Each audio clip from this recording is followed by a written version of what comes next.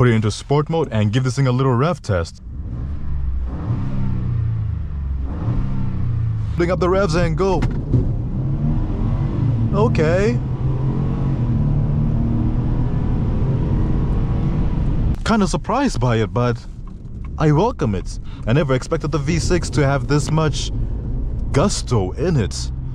And I rate it. I absolutely rate it. Ladies and gentlemen, today you guys join me in this 2026 Ford F-150 twin turbocharged 2.7 liter V6. Yes, it's not the big rumbly 5.0 V8 we've known to love that's also in the Mustangs and everything like that, but this thing is still pretty decent for the price. Rugged old traditional look that Ford is well known for, making it look very reliable, but some quick specs. 2.7 liter V6, pushing 325 horsepower, 410 pound-feet of torque, 4x4, and this one has a 10-speed automatic transmission, making it very, very peppy. It just misses that good exhaust note I've come to know and love. And yes, this thing does have cloth seats. It is the XLT, the base of the base models. But when it comes to technology, it is slightly ahead of the Rams, especially when you're comparing classic Rams to this one, for example. And yes, talking about the technology, this is the most amount of technology you'll be seeing in this truck. Fully digital gauge cluster and fully digital infotainment system. Yes, we still have our buttons down here, which is all nice and dandy, but as you guys can see, it is still turnkey. So thieves aren't really stealing F-150s like that. Built for tough.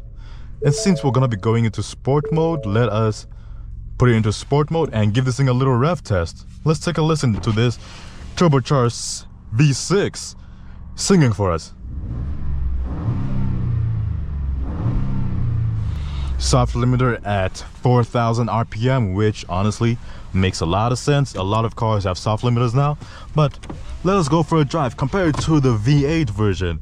To be honest, everything should be the same except for enjoyment and overall vibe.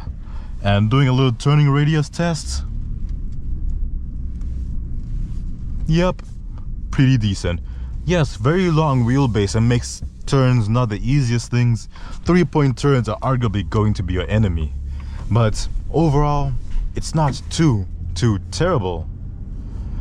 Once you get used to driving a truck this big, there's nothing that really phases you. You're one of the biggest things on the road. You are in one of the biggest and most comfortable things on the road, to say the least. Snow or any kind of weather really doesn't slow you down like that. It's overall not too bad. But let us do a quick proper 0 to 60 in this thing, because compared to the V8, of course I'm not gonna enjoy it as much. I'm not gonna enjoy this V6 as much because I'm too used to the V8. I reviewed the V8 not too long ago and I understood why people tend to love their V8s way more than they love their V6s or turbocharged V6s. So by pushing this little V6 to its absolute limits, we'll see if the V6 can even begin to measure up to the V8 powerhouses that we've grown to know, love, and want to buy all the time.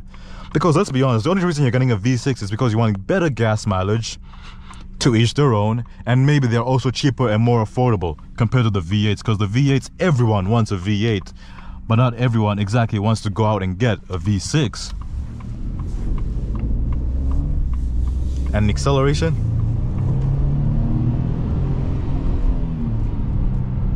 Not bad, it takes up and goes pretty well. We have blind spot monitoring, lane keep assist. And since we're in a pickup truck, we can also activate our cruise control. Well, every car has cruise control, but you know what I'm saying. But I want to switch it up. Let us see a little bit more. There we go, now we can see our RPMs. That is what I wanted to see. The V8 would redline so perfectly, it was so enjoyable. So let us see how well the V6 handles redline and very sporty driving style, you know? Because there is that we have to look into. It's a huge factor when deciding to get a truck. You can tow up to 13,000 pounds with this, yes. But how much fun can I have in a pickup truck like this? Yes, we have the same ride height as the V8s. Yes, we have the same transmission, same suspension, all that good stuff. Only real difference is the engine. And let us floor it in 3, 2, 1. Building up the revs and go. Okay.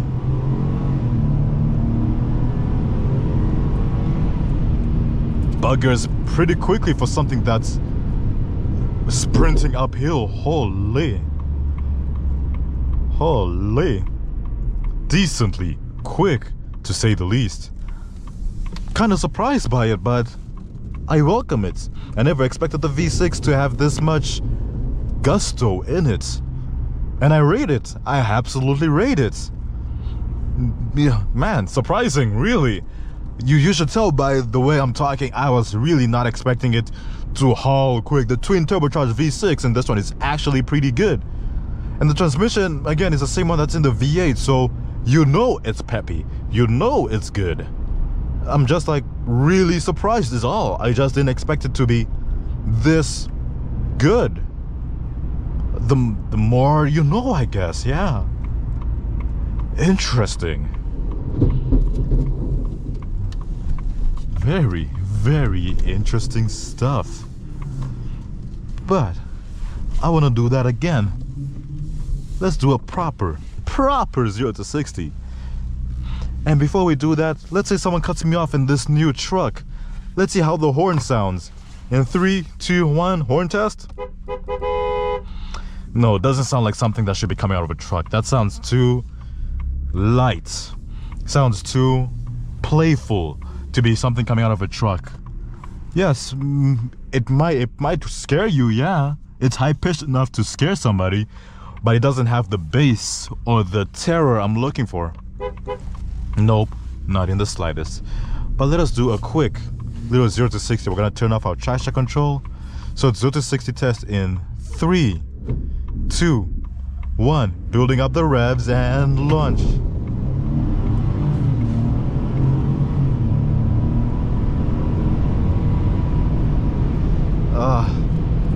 Very, very good acceleration. And it's been decided it doesn't redline as hard as the V8. The V8 will go all the way up to 6,500 RPM before upshifting. This one goes to a comfortable 5,000 RPM and then it shifts. So not as aggressive and as playful as the V8. Yes, I can still smoke my tires in this truck, no doubt about that. The only thing that's kind of missing is that energetic scare. It doesn't scare you, it surprises you, really. The V8 is the one that scared you and made you want to listen to that RPM red line all the time.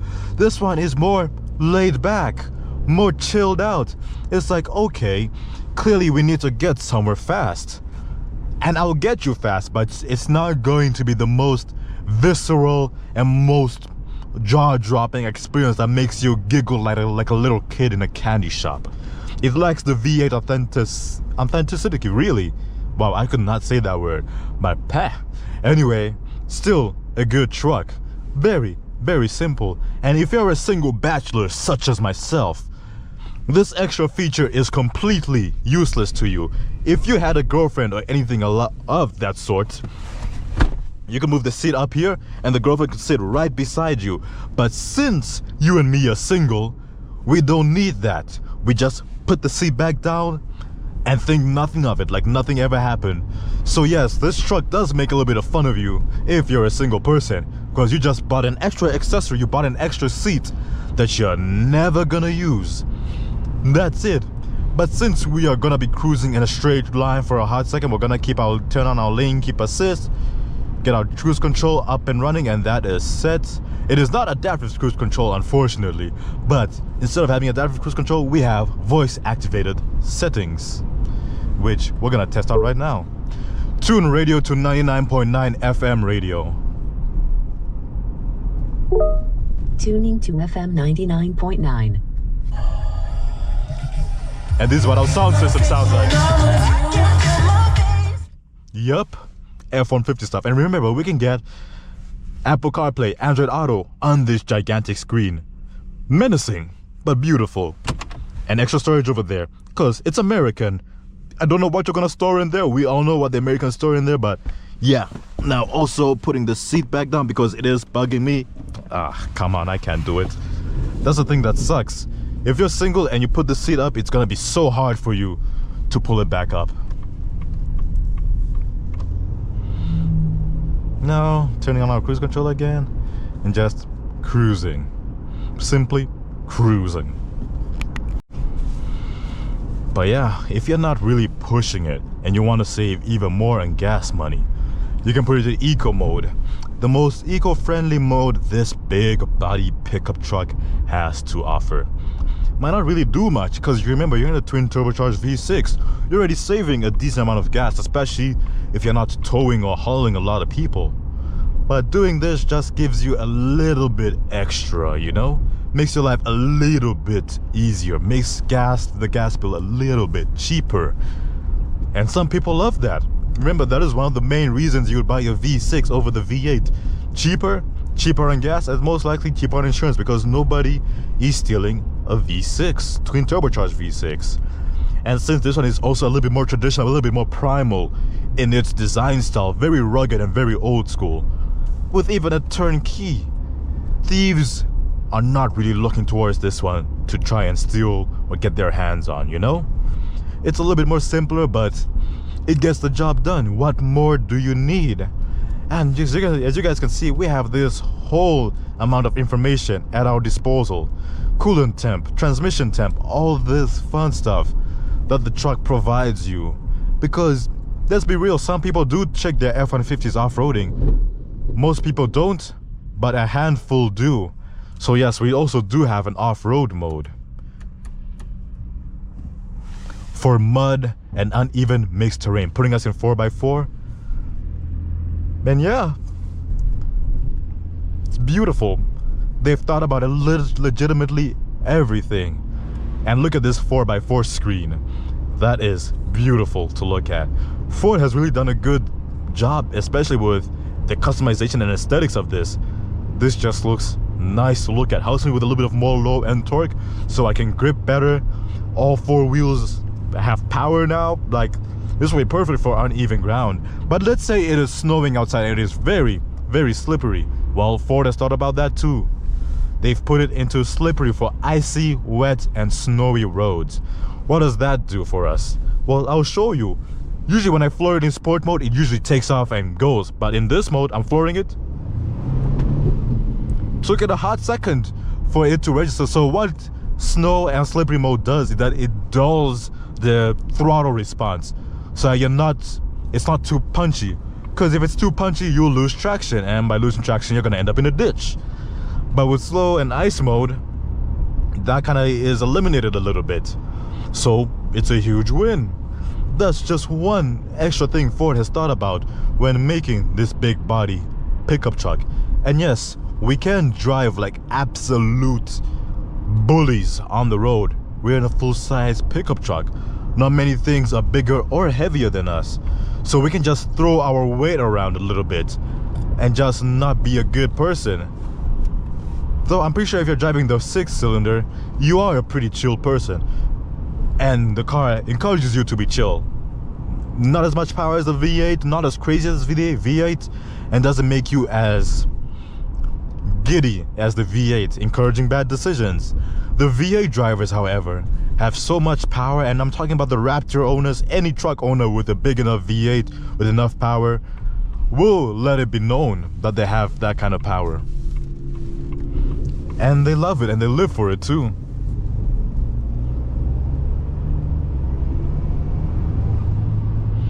The thing I like about it the most is that I can still hear the turbo noises. Not in sport mode though. I can't hear turbo noises in sport mode, but I kind of wish I could hear it in sport mode. Like, listen. If you hear, listen so carefully. Didn't work that time. Let's try again.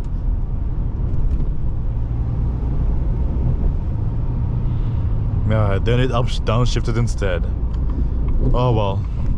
Ladies and gentlemen, this has been Morty in the Ford F-150 twin turbocharged V6, 2.7 liter V6 by the way, 325 horsepower and 410 pound-feet of torque. No, 400 pound-feet of torque. Take care of yourself guys, and peace.